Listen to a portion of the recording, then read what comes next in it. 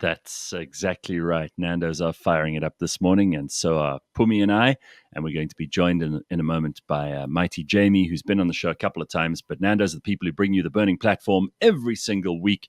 It's your chance to catch up on what's going on in the world, what's going on in politics, what's going on in society.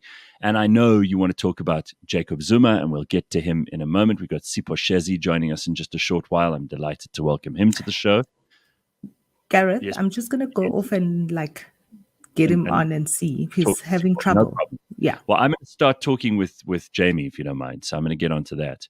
So let's get to Mighty Jamie, who I know has quite a lot to say about Iswatini, something we spoke about just a little bit earlier with JJ Cornish. And you are as interested in this story as just about anyone, Jamie. And I'm sorry that it seems to me that there are a lot of people who are just pretending that this is not happening right next door to us. Just trying to get you on the screen. I don't know why it's not working suddenly. Let's see if we can get Jamie on here. Just in case you don't know already, Mighty Jamie is a multi-award winning international debating and public speaking champion and a coach. And he is also a guy who wants to talk to us this morning about Bheki Cele and a bunch of other things. But we're going to speak principally about what's going on in the world of Swaziland, Iswatini, and find out what he thinks of that. So we'll speak to Jamie in a minute. Of course, we've got the Zuma story to talk about, and that is where Sipho Shezi will be talking with us a bit later. We'll speak about Carl Niehaus being banned, if that matters to anybody. We'll speak a little bit about what this means for the ANC, what they have to say, what they don't have to say, why Cyril has been so quiet, perhaps, because people are looking to him for something on this, you know. The Jacob Zuma Foundation has been addressing all of us as if that still is the main organ of concern. We haven't heard nearly as much from the president as we have from the former president. Hey, Jamie, how are you doing? I'm well. Sorry, I just had a power outage. That's why you lost me for a moment, but I'm good. Sorry, man. No, I'm sorry. That's just the reality. Happened. So listen, I've kind of teed this up for you because I know you're one of the few people who's talking about Iswatini. There seems to be like a blanket either disinterest or a real concerted misinformation campaign when it comes to Iswatini. You obviously are speaking to people in that country too. You're speaking to people you know in this country, and there are lots of dissidents in this country. We may even have the king living here in Johannesburg at the moment. Who knows? What can you tell us about the situation, and what can you tell us about your opinion on the situation? Well, I mean, to put it bluntly, the first thing we need to understand is the real context of what is going on in Eswatini. We have effectively the monarchy, which is using its military to sustain its power at a moment where pro-democracy protesters are actually trying to undergo a revolution to achieve a democratic model of governance. So that's where we are in terms of the process, in Eswatini. So that's number one. Number two, we know for a fact that the army has used tactics that violate the African Charter for Human and People's Rights. They've shut down the internet, they've killed civilians, they've incarcerated activists unduly and unlawfully. And they have basically behaved in whatever manner they deemed, legitimate to make sure that they could keep the king in power, to make sure that they could suppress the pro-democracy movements and the pro-democracy moment. As you know, these revolutionary moments do happen almost spontaneously. And the African Charter recognizes people's legitimate right to rise up, fight, against a regime that they consider oppressive. And we're all clear that a monarchy is not an elected governance structure, it's an inherited governance structure, which is why the French did away with it, it's why the English did away with it, and it's why multiple systems across the world moved away from these monarchy-based systems where one person, by virtue of birth, aggregates all the benefits. Absolutely, and I think it's bizarre that there are only two left in Africa, one in Morocco and one in Swaziland. But it seems to me that this fiefdom, which the king of Swaziland has been able to rule by decree for the longest time, hasn't really bothered people that much. They've mostly kind of just shrugged their shoulders and said, yeah, this is part of what we have. Why is it not getting commensurate amounts of outrage in South Africa from ordinary South Africans? Why do we not care? This is a neighboring country. In fact, it's a country that hugely depends on us. They would not be able to survive if it weren't for borders with South Africa that were open, trade that was open, the kinds of relations that they have with our government. If our government said, guys, this is not acceptable, they'd be in a real situation. They'd have to make some very hard choices. But it seems the king is happier to turn guns on ordinary citizens than he is to be brought to book by our own government. Why are we as South Africans, so apathetic about it? And again, I'm going to reiterate this. If I sound like a broken record, please forgive me. But why is our media so nonchalant about it? Like it's not a big thing. They're not paying any attention to it. Yeah, so I think I'll answer the questions in a structure, because there are three different interest groups that I think we need to delineate and look at separately. Number one is the general public.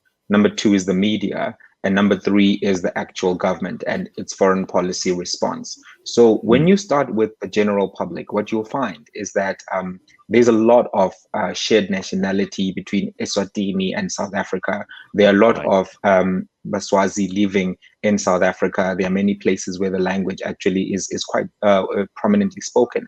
There's a lot of grassroots and on the ground concern. I'm yet to find any citizen, civilian, or person who says, oh, I saw those videos of the army shooting young boys and I don't care about that. It doesn't move me one way or another.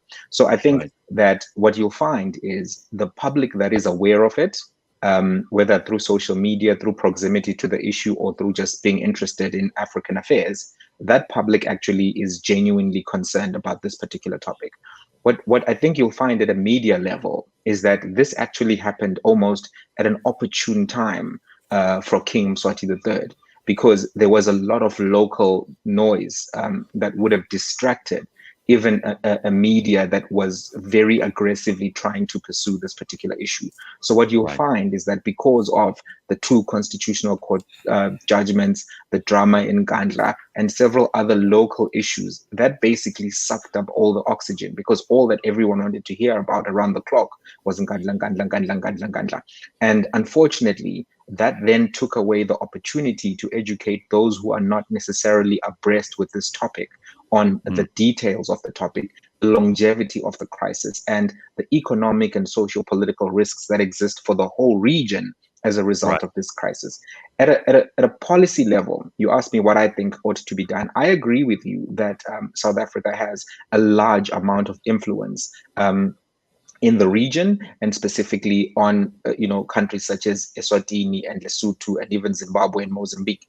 And my view is that when you are a democracy, when you have constitutional principles that are entrenched in your constitution, principles such as life, principles such as liberty, and certain freedoms that we think are very important to protect, freedom of speech, political freedoms, freedom from being incarcerated wrongly, all of these freedoms are really entrenched and underscored by the Constitution. This is the value system that entrenches the democracy. When you are the custodian of those values, I actually believe that there's a moral duty to use whatever influence you can to try to spread those particular values in areas where they don't exist, especially if their absence oppresses people. So that's a moral point that I think. I think if you have a value and you uphold that value, you can't go into the playground and play with people who don't share that value or take any role. So, but beyond that, there is a legitimate and direct harm that exists when there's instability in your region. If there's terrorism in Mozambique, if there's a youth protesting and burning things in Eswatini, if there's a military brutal dictatorship in Zimbabwe, the outcomes of that are that many people will opt out of those unstable, impoverished areas and will take great pains to cross and go into places which have values that they believe in, economic opportunities that they think they can access, even though they're accessing scraps. We've seen people, get frozen, flying from Nigeria to the United Kingdom. We've seen people, travel from West Africa and East Africa through Libya, through a war zone, get into boats that are likely to sink, only on the mere hope that they can reach Turkey and possibly reach the United Kingdom and other countries like that. People have gotten frozen in the back of storage container trucks, simply trying to get to better countries. What is the lesson there? The incentives that exist at a human level when you now have instability, poverty, violence, and all of these things are so great that you do have a migration pressure that is created. So even if someone says, I don't think there's a moral duty, I don't think that person can also say, I don't think that we won't be affected by this Jamie, particular issue. So even though there is a moral duty, I would say South Africa has been very consistent in their non-participation. I mean, we watched Zimbabwe go to pot and nothing was done about it. And what's happening in Mozambique, there has been no intervention from the South African government. So South Africa is being consistent with their foreign policy of not participating and not intervening. Why are you Except for surprised when by we that? intervened in Lesotho Yeah, that one time. But we that- did do an intervention. It was sanctioned by Nelson Mandela and it was effective. And I think that we need to reconsider, because what has happened, and I think I didn't answer one of the other questions which is attached to this, is why do African leaders not have urgency with these issues? Number one, it's because of this chummy boys club that has been created at a diplomatic level. This idea that because we were all comrades and we're all fighting against, colonialism and apartheid, therefore there's no, And Jamie, responsibility to call you out. Can I just interject there that doesn't just happen international at a summit level between presidents. It also happens within the country. I mean, we saw even Becky Cele barricading about whether or not he was going to arrest Jacob Zuma. None of these guys actually take their job very seriously. It's more important for them to be in with their friends. And I see that happening in the Swazi situation, because we know the people are actually suffering. They have been suffering for years. That's undeniable. Yeah. And even if you don't care about that and you're just practical, as a government, you have to make some tough decisions. They don't want to make tough decisions against their friends. Yeah, and it's a real issue because it then leads to the outcomes that I think everyone can identify as being clear. I'll tell you, I used to host a little section of a Africa podcast on one of the other stations, and we were talking about the terror threat in Mozambique, I think 2 years ago. Before there was any of the incidents that happened last year and this year. So I mean, I'd be in that conversation and say, I don't know why no one is worried that now we have a legitimate terror threat in SADC, and it's not an issue that we've had to deal with for a very long time. And we know what the impact of that can be. We've seen in the Sahel region, we've seen with Somaliland, Somalia, and Kenya, what terror can do in a region which is already fragile. So, I mean, considering how long some of these red flags and signs have been, and the writing's been on the wall, I mean, the literature, the political science literature on Iswatini has been calling it the slow and ignored crisis. I think for decades now, people have been trying to put it on the radar. So, I mean, it's quite frustrating to witness the approach that is taken at a foreign policy level because of this boys club, this revolutionary WhatsApp group, and this idea that simply because a nation has sovereignty, that therefore means you must look away in all instances because sovereignty supersedes all things. But it's the state that has sovereignty, and the state is held by the people. It's not the politicians that have sovereignty. So if the people are now legitimately trying to wrest back power that they gave to politicians, it's the role of regional players to make sure that those people can have their legitimate aspirations re-expressed through the democratic instruments of the state. Because if you simply say, well, Mugabe has sovereignty, and you can clearly see that he no longer has the support of the will of the mass of the people, and it's ascertainable in many instances to be able to determine that, listen, this needs to now be resolved. Jamie, just I know Pumi's got questions too. Just from my side, you give us the short version of your thoughts on what happened in Kandla. We can't pretend that that's not the biggest story that people want to hear from commentators and analysts like you. What's your takeaway on that whole situation? He's supposedly in jail at the moment, handed himself over at the 11th hour. Do you have any insights into how all of this was handled and how we should proceed going forward? Well, I mean, I think I'll tell you that this is a victory for two things, right? At the very outset. Number one, it's a victory for the concept of the rule of law. And number two, it's a victory for the concept of constitutional supremacy. So why am I saying it's a victory for the rule of law? Because the fundamental principle of the rule of law is that we no longer have kings, and we're not going to be ruled by mobs either. So because we don't have kings and we're not going to be ruled by mobs, we're all going to be ruled by a common standard of rules. And those rules will apply equally to all without fear, without favor. So clearly, when there has been a contravention of a rule and that has been determined by a court, it's important then for that law to be seen to be applied, even when that person is important, even when they're a VIP in society. So I think in terms of looking at constitutional supremacy, in terms of looking at rule of law as two very important interests, I think that there are two clear wins in the goal basket, if you were to say, for those things. And I think long term, those are healthy points that need to be made by any democracy. That, listen, you can go to jail if you're a president. You can go, the ruling of a court cannot be ignored or arbitrarily applied, etc. Or even you can't game the system to stay out of prison. So that is the legal view that I have on this particular matter. I'm not so sure if the social dynamics are such that there's going to be a win. What I'm seeing now is that this has now become a culture war moment. And the reason why I see it being a culture war moment is because there are multiple dynamics in the societal engagement with this issue. What do I mean by that? There are racial dynamics, there are tribal dynamics, there are class dynamics, and all of those things play into each other in different ways. So depending on which dynamic you prioritize, you may come out of this whole process feeling less than enthused, even though you appreciate that Jacob Zuma behaved in a very, very, reckless, offensive, stubborn manner. I think that it becomes a culture war issue. I think if we break it down, there are some people who are concerned about respectability globally. And it's not a South African concept. It's not a traditional concept. People will say George Bush may have done something in Iraq, but America is not going to arrest George Bush.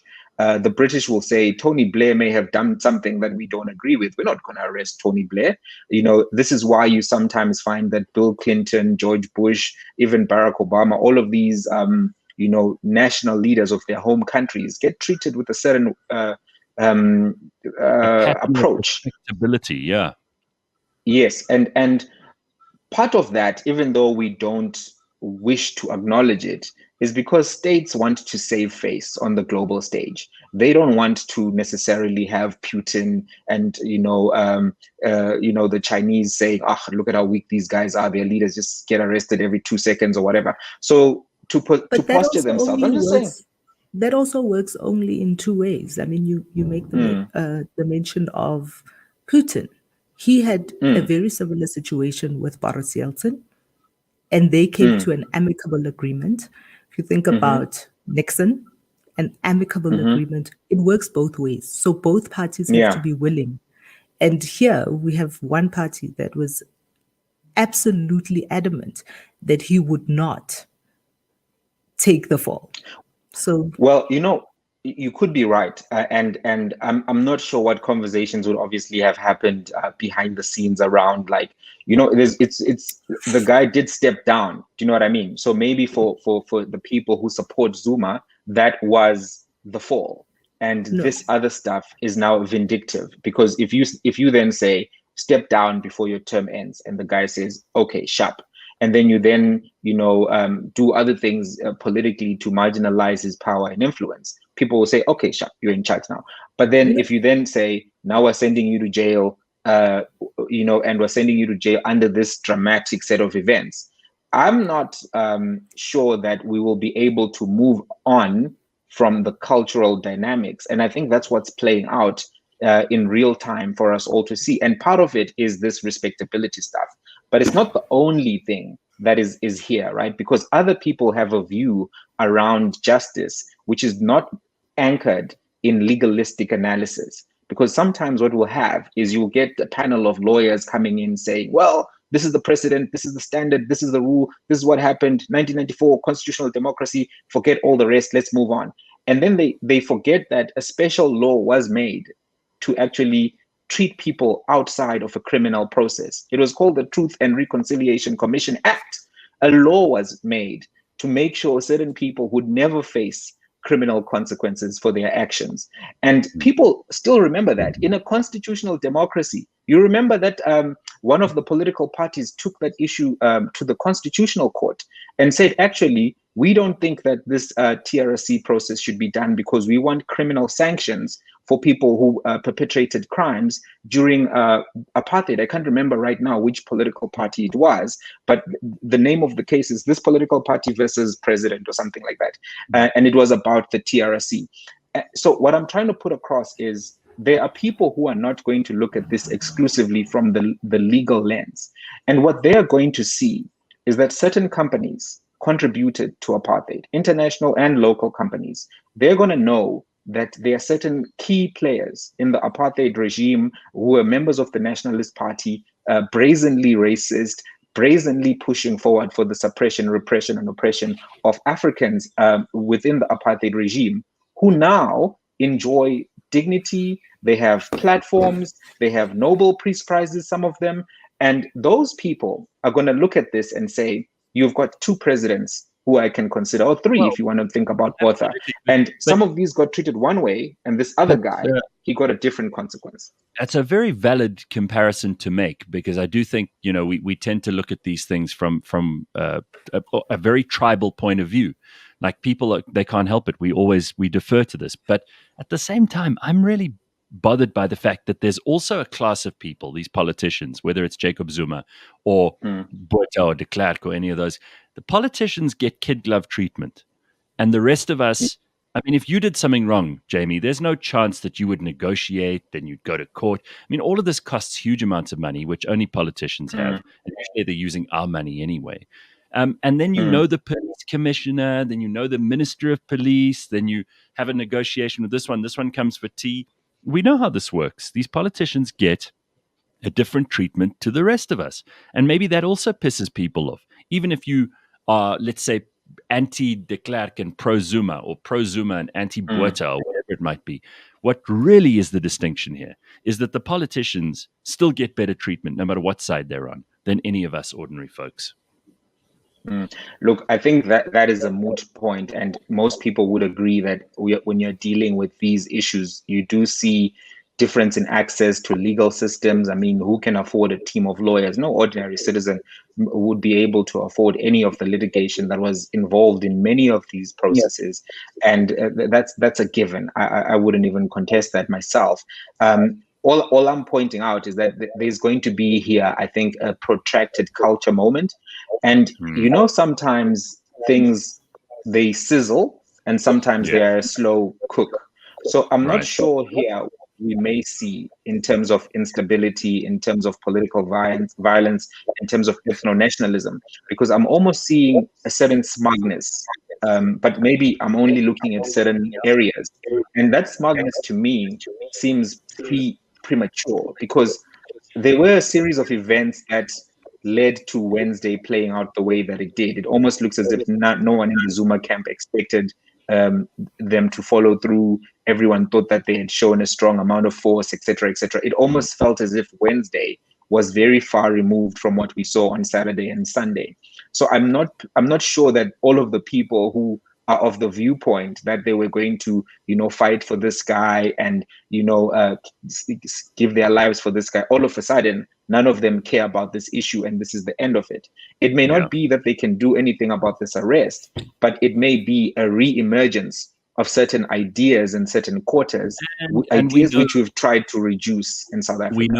We know that KwaZulu-Natal is a hotbed for this kind of division, and that when that starts to happen, it does spill over into the rest of the country. Jamie, I'm going to let you go unless you've got anything else you want to ask for me, and then we can. I'm very yeah. Thank you for your time, Jamie. You seem to have a lingering question though for me. No, I don't. I really don't. I mean, it's fascinating to listen. It's fascinating to listen to No, you. Yeah, no. Thanks so much for having me. you articulated very Obviously, well. these are my views, and people may not necessarily always agree with them. But it's just how I'm seeing things as they play out. Thanks so much for having me. Well, very good. Thank you, Jamie. Now, Pums, I know that you have had quite a lot to say about this story already, but we're going to perhaps go over the ground with a little more detail and some real analysis and interest here. We're going to speak to a man called Sipho Shezi. Let me tell you who he is, just in case you don't already know. He was the Director General of Public Works in Nelson Mandela's government. He founded the non-racial political organization called the DCO Matiwane Youth League in Edendale in Pietermaritzburg, which of course played an integral role in the formation of the UDF many years ago. He was educated at the University of Natal, at Lancaster, Sussex, and Johns Hopkins University, respectively. He is a published author on politics and international relations. And we're going to talk to him this morning as someone who really does understand this stuff from a point of view that many people don't. Sipho Shezi will be with us in just a moment or two. But before we get to that, people are asking, what do you think? And if they didn't hear the first hour, Pumi was up until just after midnight last night watching all the drama unfold. Just give Oh everybody a gosh. little insight as to what you were thinking while you were watching all of this happen. I I know for sure that there was no plan or strategy on the side of Jacob Zuma. I think all along they were hoping that this would fizzle, that he would he would get to get away with it. You know, that the threat of baring their teeth, the threat of having all those people out there. But Mm, even on the weekend, I remember saying to a friend of mine, all the people that were there on Saturday and Sunday were there on Saturday and Sunday. On Monday, they had to go back to work. On yeah, Monday, they had to go right. back. So even the number of people that you saw hanging out around the gates of Kandla last night were a tiny fraction of the people that were there. I think there was a trying to make people feel like there's going to be some huge tribal schism that's going to happen here. And none of those things came to fruition. None of those things came to fruition. So, I mean, for So, me, I just do you think see, do you see this in the way that Jamie sees it? That this could be a watershed moment, and that there could be all kinds of new divisions brought in. It could be one of those moments where South Africa has to take stock of itself, and we divide along uh, ethnic, tribal, or party lines again. Or is it just the ultimate collapse of the ANC, which you've been predicting for a very long time? I think we're seeing the ANC at the end of it. It's the end of the ANC. I really do. And this is how it's going to end, with this division between Jacob Zuma and the rest of the party. I don't think it's going to end because of Jacob Zuma and the division of the rest of the party. I think it's simply because it has been a long time coming. There's so many Right. things that have been happening. And I mean, I think the long time coming is people who have put themselves ahead of the program of the party, people who've put themselves ahead of the program of the country. Yeah. And that's what we're seeing now. We're seeing the fruits of that harvest, which people, whether it was Jacob Zuma and the Guptas or Pule Mabe or Ace Mahashule, or you Mhm. know, I mean, you can carry on naming these people. And that's what it is. They have put their own interests ahead of the interests of the party. And Well, that's what we're seeing. Rowan, who's listening to us, is saying this man was found in contempt of court, plain and simple. He must face the trial for his corruption and fraud. And this comment from Rowan is even for mass genocide. Look, I don't know about genocide, but certainly the fraud and corruption and what might have resulted from that is definitely in his hands. But that's not what this arrest was about. People must also not try to conflate issues here. He's going to jail because he's in contempt of court for not appearing at the Zondo Commission. That's essentially what it is. And his lawyers did him no favors in this respect, or maybe they were just following his instructions by being as Whether he obstructive was as badly possible. advised, whether he Yeah. was badly advised, or if he is a bad client, Yes. whatever it is of the two of those things, I think he was, and I think at the end there, even I think it was on Sunday that he came out to see the masses. You could see in the eyes of the man that he really has his back against the wall, has his back against the wall. Last night, I did not see the whole interview between JJ Tabane and Mm, Mzwanele Manye. But mm, again, Mzwanele making bad decisions, mm. always jumping on as the women and children. Somebody said he jumps on the sinking ship as the women and children are being lifted off. Whether it's ANN7, whether it's ATM, now he's the spokesperson of Jacob Zuma. The whole thing is just, it's a Yeah, mess, as if there was JP ever Tabane would say. anybody, if there's ever anybody who really makes, I mean, you think Carl Niehaus is bad, but honestly, Jimmy Money, like that guy can't make a good decision, right? It's unbelievable. And just, and then what it also has laid bare is you see why, as a professional, you Mm, should keep your political your political leanings to yourself. I mean, the whole time we're watching Dalimpof be the black excellence, as right. they say it, that is representing. And at the same time, this is a person who is part of a party that has been calling for the jailing of Jacob Zuma, for the bringing to book of Jacob Zuma for years. And now he's the person trying to keep him out of jail. I'm just like, this thing is so messy. This last night, seeing Julius Malema Mm. tweeting that this is a sad day. Oh, right. So make up your mind. You were the one who was calling for him to pay back the money to go to jail. You even said there's that famous clip going around of Julius he's going to go to jail. Now he's going, it's a sad day. Like, I can tell you, the EFF and in the persons that you've just mentioned, Dalim Pofu and Julius Malema, it seems to me that their posturing now makes them almost incredible. And I don't mean incredible as in fantastic. I mean incredible as in not having very much credibility when it comes to their actual point of view on things. Because these two men have been vacillating between supporting this guy. And look, I understand that And Dalim those Pofu. flip flops are Vianas. I understand that Dalim Pofu is an advocate and that he also represents his clients, and sometimes he doesn't agree with his clients. But in this case, he's played out so many cards that we actually don't know whether to take him seriously or not. All right, it seems like Sipho Shezi is here, and I'm very pleased Is to he welcome back him to on? the show. Yes. Hello, Mr. Shezi. How are you? Sipho, I'm how are okay, you? Gareth. How are you doing? I'm okay, Good. Gareth. Thank you How so are much. you doing? Great. Thank you for being on Great, the show man. this morning and for joining us to talk about this obviously huge Yeah, news I story. must say, I must say that I don't feel very comfortable being on the show with you and Pumi because I know that the two of you are troublemakers, and I'm not one of those. You are Well, not a troublemaker. no, Not at all. if you're the troublemaker, then we need more of you in our world. So who knew that we'd been asking for more trouble? Maybe Pumi and I are onto something. So let's just talk about this whole situation. What is your view on what's just happened in the last 12 hours? What's your view on what happens from here? We had another analyst on just now who was saying he sees this as a moment of division. Pumi said just now she sees it as the moment of final destruction for the ANC. And there are very many varied opinions across the board about what's actually happened here. What is your take? Oh, as I ask him that, he's just Did gone. we lose him? We've just lost him. Damn. So do you I do want think to that now that Jacob Zuma, while we try and get him back online, do you think Hmm. that now Jacob Zuma is gone, we're finally going to see the VPS scandal take care of Julius and his crowd? I don't think so, Pums. I don't think that's. There's no political urgency there. I Here got he is. Sorry, we missed you. You're back. So what's your take on all of this? I'm back here. Yeah.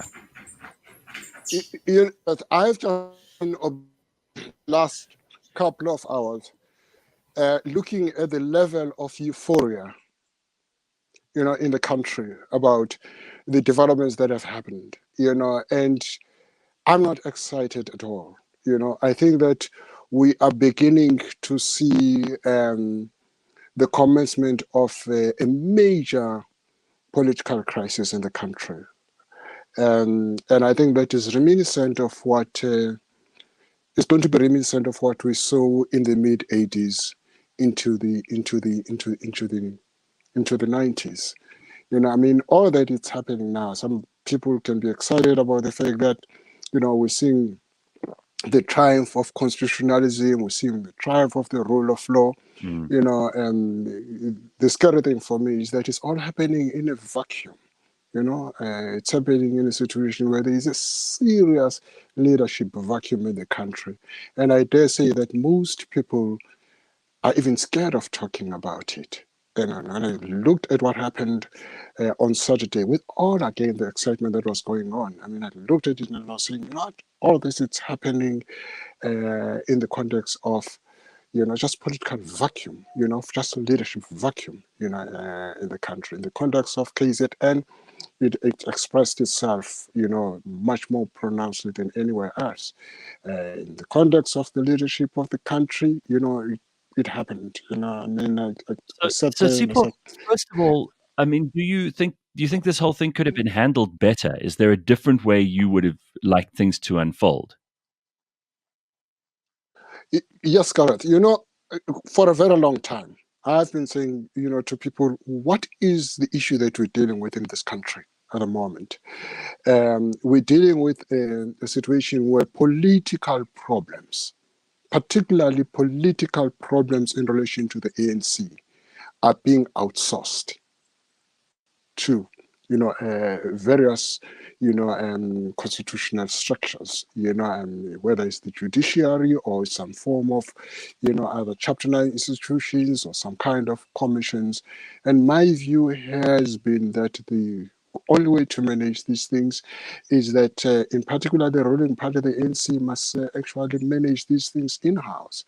I mean, the same thing applies with reference to the Zuma issue and everything that that surrounds it. You know, even if at the end of the day you have to say you allow the legal process to kick in, but I think that there is some serious political management that should have been done.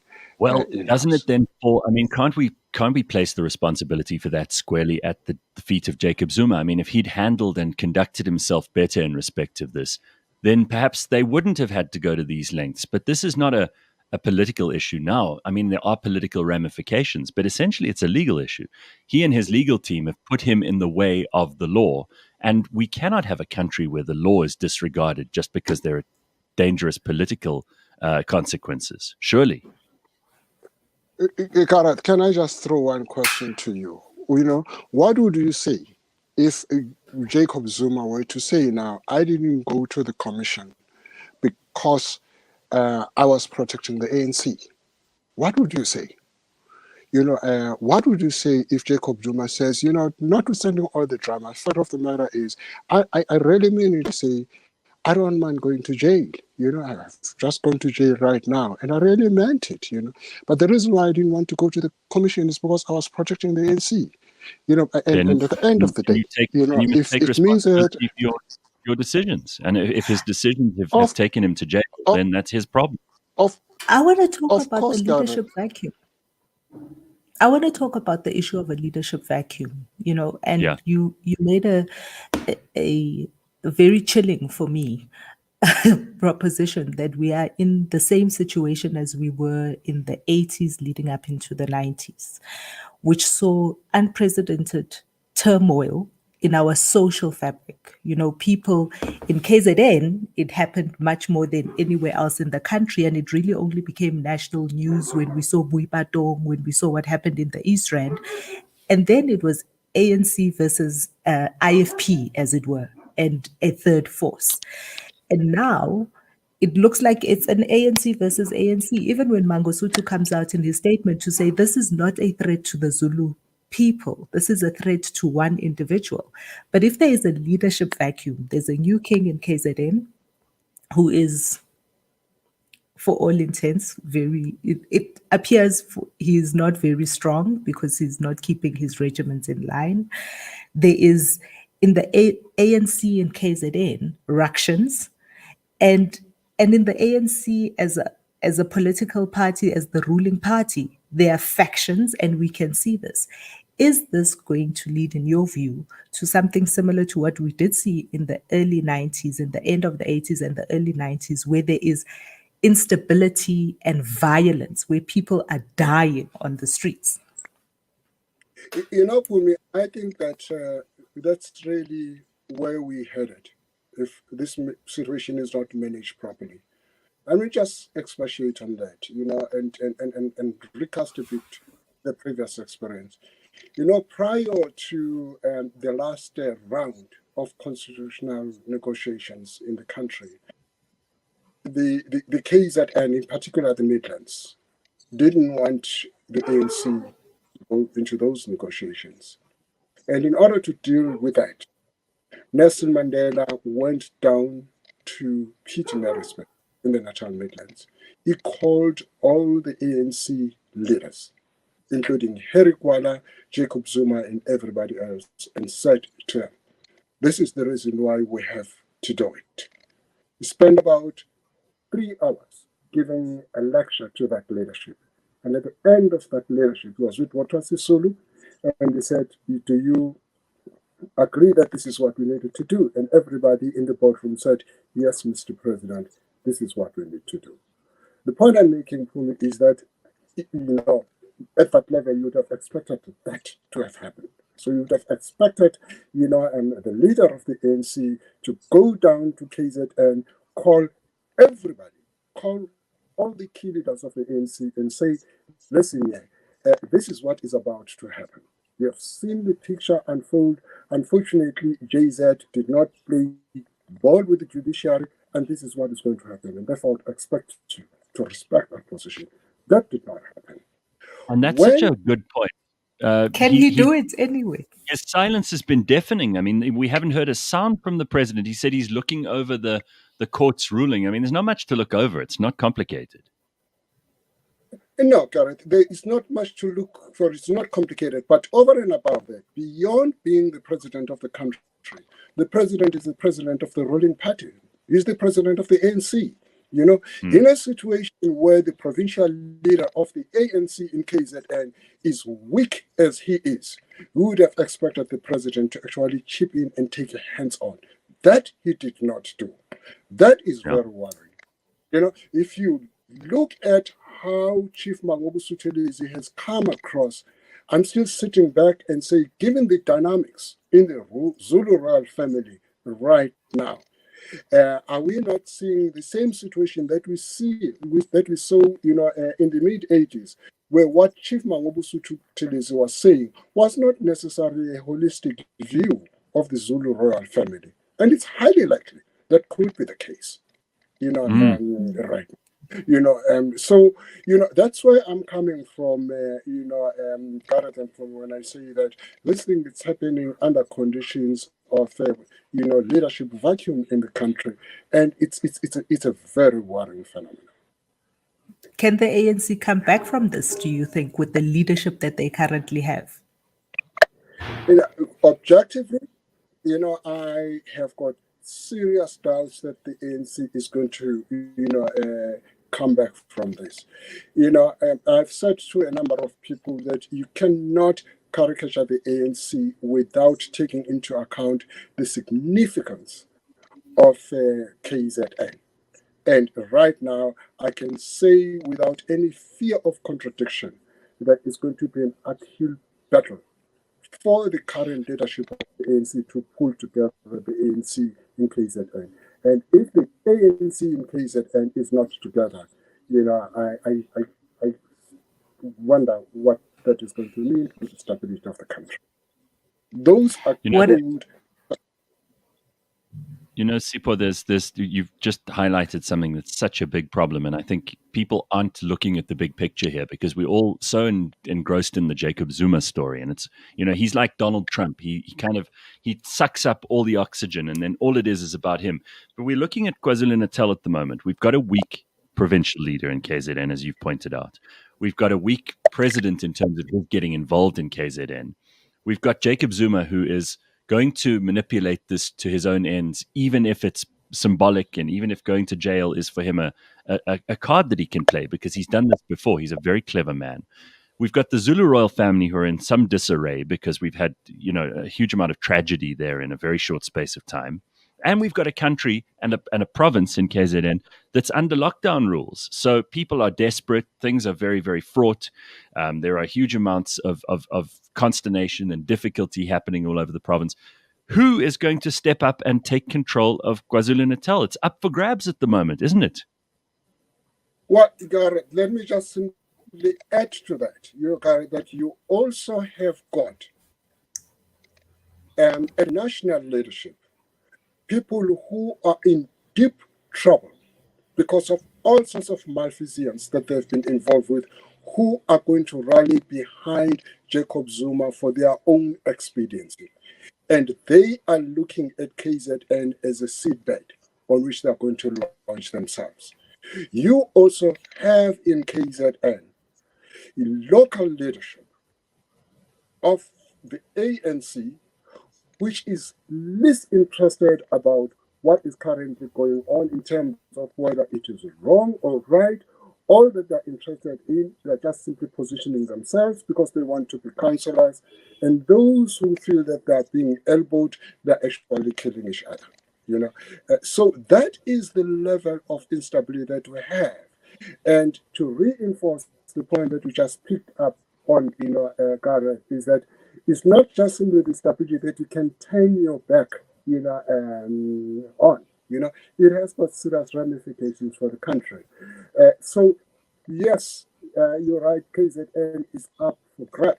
At the moment. The unfortunate thing is that we haven't seen any serious political force that can actually come in and take advantage of that and harness this kind of situation. So it goes back to the issue of political vacuum that I've been saying. Whilst everybody is excited about what is going on, I sit here and actually say we are headed for a serious crime.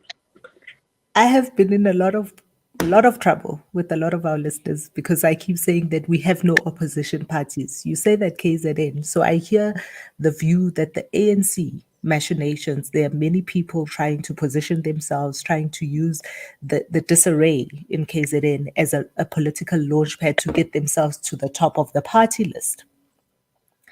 But I wonder then, is it also up for grabs for other political parties? Does the DA have an opportunity there? Does the EFF have an opportunity there? Could the IFP make a comeback? Well, I don't think so. I think that all these parties, without exception, with the ANC at the apex of the moment, they don't have the opportunity to actually mold, the KZN political scenario and take advantage of it. My view is that it's actually going to take a new sober voice to actually do that. And in my opinion, that sober voice will have to talk about the interest of South Africa Inc. And therefore begin to really, really, really talk about, the mobilization of civil society, from the grassroots, not from the boardrooms, and that is what, in my opinion, is going to take. Even, the Protect South Africa Democracy Movement, and it will not be in a position to try to mobilize that situation. You need a different, kind of player who really understands the dynamics of that environment to put it together. Does the tribalism that we have been seeing a lot of, does it really hold as much water as people seem to think? There has been a lot of, it's the Zulus that are on the side of Jacob Zuma, seeing the regiments showing up for Jacob Zuma and seeing that it is in the seat of KZN, all of this. Does the tribalism that is rearing its head here have something for us to look at and be worried about, especially because South Africa is a very, very divided still, politically, racially, and tribally? Why did Madiba leave the ANC behind when he got out of prison and went straight to the royal family and went straight to Chief Mangosuthu Buthelezi? The ANC only paced Madiba to do that, but otherwise, the ANC nationally and also in the province was not necessarily in favor of that. Madiba did that because he understood the importance of the tribal factor in the South African political milieu. And when you talk about the importance of the tribal factor in the South African political milieu, you need to situate the centrality, of the Zulu and the Nguni people right at the heart of that. So it's not something to be taken lightly. It is something to be taken very, very, very, very seriously. You're the first person, Sipho, you're the first person who's actually acknowledged that. I'm so glad Pumi asked the question, because most people are too nervous even to ask the question. We play this game in South Africa where we pretend we're the rainbow nation some of the time. We also pretend that tribal differences don't exist. We also pretend that people aren't tribal. And then suddenly we're at the same time thrilled to see all the culture of the Zulu kingdom on display, with the monarch being enthroned and the old monarch being buried and all of these things. And people take both of these points of view, and they manage to hold them both in their heads at the same time without acknowledging that there might be some dissonance there. And I think it's such an important point. Like the Zulu nation, because it is a nation, is a very important part of the South African political scene, and they must be taken seriously, or you ignore them at your peril. I remember that the biggest issue leading up to our elections back in 1994 wasn't about racial harmony. It wasn't about opposition parties in general. It was about the IFP and the ANC. And the IFP in that case was a stand-in, really, for the interests of the Zulu people. And that was the most important and significant political activity that was going on prior to our elections. We mustn't underplay this and pretend everything's okay when under the blanket there's a whole lot of nonsense. Gareth, you're so right. I mean, again, just going back to Madiba to illustrate my point. Why does Madiba makes Chief Mangosuthu Buthelezi the acting president when it was such a sensitive issue at that stage for him to do? And when Madiba had a whole range of people in that cabinet that he could have made them acting president, Madiba was doing that because he was actually consolidating this element. Whilst in the past, people might say we successfully dealt with tribal chauvinism in our environment, I am saying now, apartheid is now gone, which was the common rallying factor. You've made me think of something. Can I ask you this then? Jacob Zuma is one of the people who's claimed to have had a lot to do with making sure that there was a degree of harmony in KwaZulu-Natal, certainly in making sure that the ANC had a much more broad and wide range of support in KwaZulu-Natal.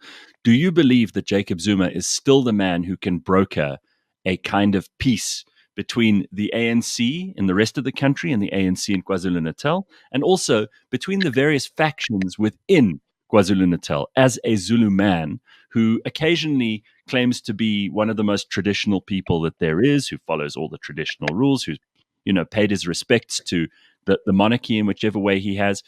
But I don't know if he isn't also a creature of opportunity.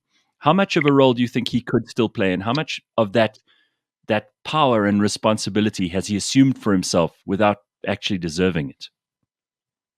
No, I think my view that in that context, Gareth, I think that Jacob Zuma in that context is a spent force, now, and to be quite honest, to be brutally honest, I think that Jacob Zuma is himself right now, whether intentionally or unintentionally, an expression of affection. So I think that his political capital in the context in which we are raising has become narrower and narrower. My view is that you need a much more, credible character, to actually deal with that kind of aspect in KZN. Does anybody have that credibility at the moment? Goes back to the issue I was raising, Pumi, that what is currently happening in KZN right now, it's happening in the context of a political vacuum. I think that those that might have hoped that somebody like, for instance, Zweli Mkhize, could, fit into that app. They must also realize that also that political currency right now has gone under the bridge. And so I think we still need to actually cross our fingers and pray 24/7 that history is going to deliver us that character that could do it. But the point I'm making is that it is not only KZN that needs that character. I think it is the country that needs that character, because without the stability of the KZN, you're not going to have the stability of the country. And that is where, in my opinion, we're heading. It sounds like the lyrics to a Bonnie Tyler song. We need a hero. We're holding out for a hero. And I don't know that person's going to come. But Sipho Shezi, it's very good to have you on the show. No, it's a great pleasure to host you, and I hope we'll see you again. You want to throw in a last word, yes? No. Thank you very much. I was just simply saying that you put it very, very well. I think that what we really need in the country right now, we need somebody to raise his hand.